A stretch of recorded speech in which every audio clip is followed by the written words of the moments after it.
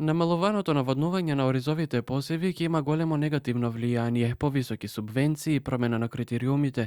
Со вакви барања оризопроизводителите од Кочанско со својата земјоделска механизација ја блокира етната коловозна лента од магистралниот пат Кочани-Штип во атарот на Облешево. Незадоволство од актуелните политики на власт, велат ги испорачуваат пред стартот на свидбата. Првото барање е корекција на планот за, односно предлог планот за наводнување на територија на општина Чино Облешево.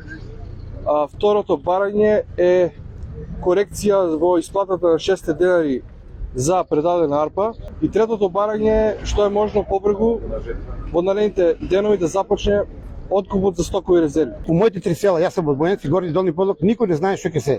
Нивите се спремани со ѓубре фрлани се.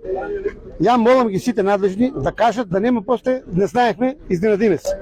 Луѓето сакат да знаат, ако е крско да си посеат бугурска да стас. Ако не е орист, али да кажат дека сите не лажат. 10 пати си имам составено со министерот за земјоделие, се што кажат се не излажа. Нивните представници попладнево имаа средба со ресорниот министер Цветан Трипуновски за да ги пренесат своите барања. Тој најави итно решение за дел од проблемите. Водата низ каналите од акумулацијата Калиманци ќе протече уште денес. Со мене денеска заедно и директорот на АД Водостопанство, кој што е практично надлежност на пуштање на водата до оризовите полиња.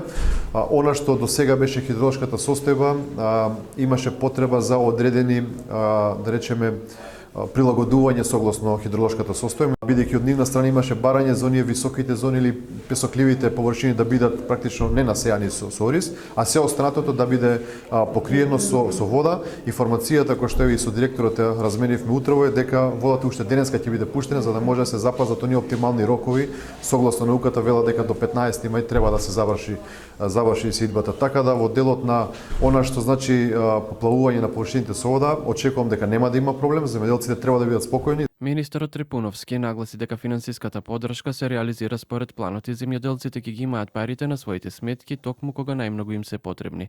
Оризарите од протестот побараа и средба со премиерот.